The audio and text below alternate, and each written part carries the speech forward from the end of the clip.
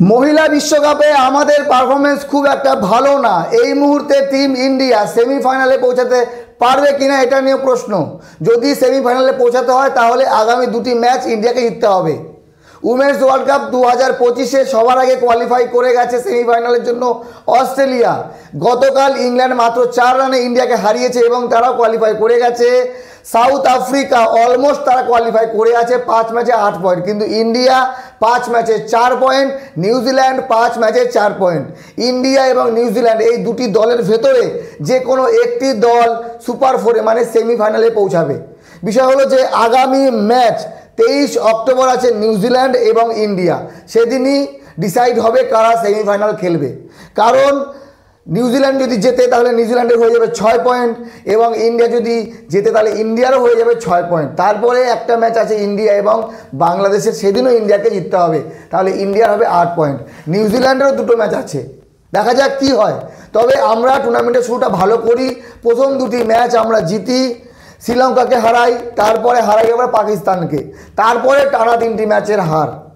South আফ্রিকার কাছে হার মাত্র 3 উইকেটে, অস্ট্রেলিয়ার কাছে হার মাত্র 3 উইকেটে এবং গতকাল 4 রানে হার। তো আমরা ভালো খেলে হেরেছি। ভারতীয় মহিলা ক্রিকেট দল ভালো এবং নিজেদের ঘরের মাটিতে খেলছে, ক্রিকেটও ভালো খেলছে, কিন্তু হয়তোবা জয় আমাদের হাতে আসছে না। গতকালের ম্যাচ যদি ধরি, ইংল্যান্ড 8 উইকেট হারিয়ে রান করে 288 এবং ইন্ডিয়া মাত্র 284। মাত্র এত কাছে পৌঁছে গিয়ে ম্যাচটা হারলো। স্মৃতি মান্ধানা 88 রান, হরমনপ্রীত কৌর 70 এবং দীপ্তি শর্মার 50 রান। মাত্র 4 রানের হার, এটা সত্যি খুব দুঃখজনক। ম্যাচের শেষে আমরা দেখেছি প্রত্যেক ভারতীয় ক্রিকেটারকে মন খারাপ করতে, কারণ এই রকম হার মেনে নেওয়া যায় না। মাত্র 4 রানের ব্যবধানে হার, আর এই ম্যাচ জিতলে অলমোস্ট আমরা কোয়ালিফাই করে যেতাম এরকমটা মনে করা হচ্ছিল। কিন্তু চলেন একবার পয়েন্ট টেবিল দেখি। পয়েন্ট টেবিলে সবার ওপরে অস্ট্রেলিয়া 5 ম্যাচে 9 পয়েন্ট, ইংল্যান্ড 5 ম্যাচে 9 পয়েন্ট। অফিসিয়ালি এই দুটি দল কোয়ালিফাই করে গেছে। দক্ষিণ আফ্রিকা 5 ম্যাচে 8 পয়েন্ট, এখনও 2 ম্যাচ বাকি আছে।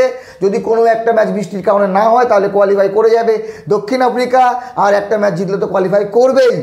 ইন্ডিয়া 5 ম্যাচে 4 পয়েন্ট এবং নিউজিল্যান্ডও 5 ম্যাচে 4 পয়েন্ট। শুধুমাত্র নেট রান রেট আমাদের একটু বেশি, সেই জন্য আমরা পয়েন্ট টেবিলের 4 নম্বরে আছি। এইবার বাংলাদেশ 5 ম্যাচে এক ম্যাচেই জয় পেয়েছে বাংলাদেশ, সেটা হলো পাকিস্তানের এগেনস্টে এবং 2 পয়েন্ট নিয়ে আছে বাংলাদেশ। শ্রীলঙ্কা কোনো ম্যাচ জেতেনি, 2টি ম্যাচ তাদের রেজাল্ট আসেনি, খেলাই হয়নি অস্ট্রেলিয়ার এগেনস্টে এবং ইংল্যান্ডের এগেনস্টে, সেই জন্য শ্রীলঙ্কা কোনো ম্যাচ না জিতে 2 পয়েন্ট।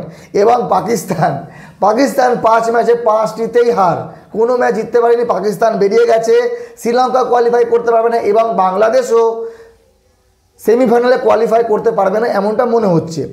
তো এখন ইন্ডিয়াকে 2টি ম্যাচ জিততে হবে, প্রথম ম্যাচ নিউজিল্যান্ড, দ্বিতীয় বাংলাদেশ, তাহলেই আমরা সেমিফাইনালে পৌঁছাতে পারবো এবং সেমিফাইনালে পৌঁছানো উচিত। ইন্ডিয়া ভারতীয় মহিলা দল একেবারে খারাপ না এবং নিজেদের ঘরের মাটিতে বিশ্বকাপ খেলছি এবার, তো আমাদেরকে এর থেকেও ভালো খেলতে হবে। প্রত্যেক ম্যাচে আমরা ভালো খেলছি, ক্লোজে গিয়ে হারছি, তো এই হারগুলো সত্যি খুব দুঃখজনক। আজকে ম্যাচ আছে শ্রীলঙ্কা এবং বাংলাদেশের। বাংলাদেশ 1টি ম্যাচ জিতেছে, পাকিস্তানের এগেনস্টে শ্রীলঙ্কা কোনো ম্যাচ জেতেনি। তবে আশা করা যায় বাংলাদেশের মহিলা দলটা ভালো শ্রীলঙ্কার তুলনায় এবং আজকের ম্যাচ বাংলাদেশ জিতবে, শুভকামনা রইল। তবে আপনাদের মতামত জানাবেন। উমেন্স বিশ্বকাপের সেমিফাইনালে কোন 4টি দল খেলবে? অস্ট্রেলিয়া, ইংল্যান্ড, দক্ষিণ আফ্রিকা, ইন্ডিয়া নাকি নিউজিল্যান্ড? আমি মনে করি ইন্ডিয়া আগামী 2টি ম্যাচই জিতবে। 23 তারিখ নিউজিল্যান্ডকে হারাবে এবং বাংলাদেশের কাছে ইন্ডিয়ার জয়টা সহজ না হলে অসম্ভব না, কিন্তু যদি সেমিফাইনাল যেতে হয় তাহলে 2টি ম্যাচই জিততে হবে।